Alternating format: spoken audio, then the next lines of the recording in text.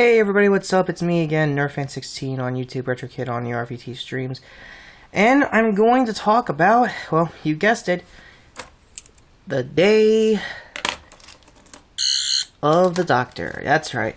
Finally got around, actually I can't really say that, watched the Day of on the anniversary. And BBC had a really cool thing throughout the week of pretty much marathoning everything. Perspectives on the classic guys. One of them in particular I kind of liked was, of course, 7th Doctor, 4th, everybody in between. However, there was one cool thing they did the day before Day of the Doctor, called An Adventure in Space and Time. It was pretty much a biographical piece on the William Hartnell tenure on BBC's end of the behind the scenes, basically what took to make the first 3 episodes, and Hartnell's era as a whole as an actor. And I won't get into too much spoilers other than like the ending, because it's pretty much a recreation of every classic episode he's ever done that they can try to pull off, from the first appearance of the Daleks to the first episode, which, weird fact, had appeared the same week as the Kennedy assassination, so had a weird gloomy presence. But what they said in the show is like they did a rerun the following week so they could boost up their ratings up to, I guess, what it is today. Any gripes I could have on the actor who portrayed Hartnell? I think he did an accurate portrayal of the guy himself. And if you're getting a Harry Potter feel of what of that gentleman, yeah, he's the janitor from the Harry Potter movies. No joke. And surprisingly, he has Doctor Who credentials because he was in Dinosaurs on a Spaceship with Matt's previous season with the Pawns. Overall, like I said, I'm more of a new series fan. My first Doctor was the 9th. And it's a pretty good bridge between myself and the classic series fans. If you want to get into more detail about the classic years, the top 3 Doctors I would actually want to know more about would be 7th, the 1st, the 4th, and honorable mention would be the 8th. I'll get more into about not only the Day of the Doctor himself and with the theatrical release. With that out of the way, let me get straight into the episode itself. I have my screwdrivers here, and, yeah, here we go.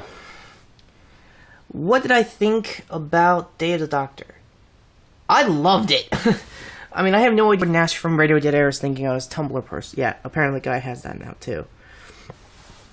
He also rounded up a bunch of other 15th anniversary related stuff, like a parody show that the first, 3 classic Doctors were doing, which was Peter Davison the 5th, Colin Baker the 6th, and I think Sylvester McCoy the 7th. Yes, they're not the first 3. I had to think of them offhand. Sue me. He really did like Adventure in Space and Time, and I did too. If I'm going to spoil anything about that, they had a cool little recreation of Hartnell's regeneration to Troughton, the 2nd Doctor, in case anyone's wondering. And it had a bit shot of Matt's portrayal, pretty much, I guess, symbolizing every regeneration afterwards. And that was cool. Again, back to my... I'm rambling, sorry. I had a bad problem, I have to re-record this. So like I said, I watched this day of the actual airing on the Global Cast. So it was commercial-free, which was cool. Also, I might plan to see the theatrical release. I'm not gonna hold my hand and say, yes, I'm doing it. It's not really sure at this time, given that it's a little far away from me in my home state, New York, but I'll get to that when I figure around it. If I can, I can, and I'll wait till it's Blu-ray release so I can get the behind the scenes like anyone else. What did I think of Matt and Tennant working together in their B-plot scenes? I freaking loved it. Oh, it was a hoot just seeing the two just badger talk about how cool one looks over the other, and Tennant just straight up hating the new console. It was hilarious. Clara and Unit were there as well, and as far as their side stories go, they were not bad. Clara pretty much hanged on to all three. And, this was pretty much the best accusation of new series Time War I'm probably ever going to get. Compared to, I guess, audio logs probably making those hints. Since I guess they didn't really need to do the whole thing because it was already in canon. I don't know. What I do know is, you get to see the war on its last day, which is where John Hurt's Doctor comes in. Now, everybody online before this special came out thought he was going to be like the 8.5, like an older version of the 8th Paul McGann. And I was kind of hung on that theory too. I really thought that might happen. Nah, now people are saying, oh no, he's totally the 9th now, and Eccleston was the 10th, blah blah blah blah. We're gonna have that discussion about that for probably a week on the comments. If you're gonna talk about that below, which you should. The secondary plot, which was of course trying to, I guess, finally solve the Time War. Which, I guess, where you're a classic series fan, you really shouldn't do it because it's in canon and the decision was too much for him or whatever. I liked it. I mean, it's an Elseworlds kind of tale of like three multiple doctors from different lives to pretty much change history, their own history, and hell, they do it all the time for the last 50 years. Why not this? Why is that a bad thing? I don't know. Speaking of Bad Wolf herself, Billie Piper, came back as Rose, and she had a really good reason to come here as well, since it is Bad Wolf, not Rose. It's the machine that was supposed to destroy the Time War and everything around it. And if anyone doesn't know exactly what that is, please watch Series 1 of the 2005 series. It's gonna be the closest to an explanation you're gonna get, and I am probably one of the few who defend Billie Piper.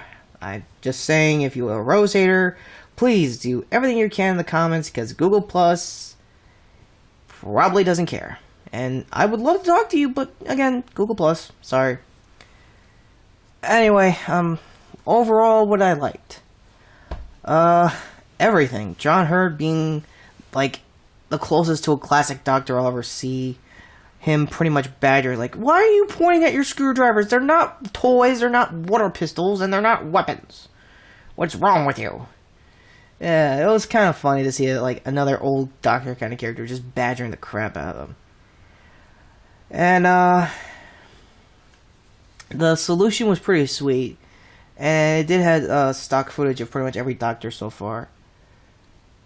Until I saw Peter Capri's face. Again, if I mispronounced his last name, I apologize to himself and anyone who likes his shows. Again, my bad. I'm getting used to the name. Oh, his eyes. He had very, like, Sixth Doctor authoritative eyes, so I can't wait to see that go off well after the Christmas special. Which they also teased that I didn't really see coming, but since it's like a month away, they might as well. Final thoughts? It was a good special for me. As a new series fan, I would love to know more about the Time War, everything 8th Doctor related, and probably his audio adventures. And fun fact, if you really want to see something related to that before the special, the BBC did like a web episode prequel with Paul McGann, the official 8th Doctor. Just seeing him on screen again after 1996 must have took like a blood oath or something on Moppert's end of things. I honestly think he wrote better. I think that and this special worked together as like a good written piece. He wrote it well, as best as I think he could in any previous epics. So later.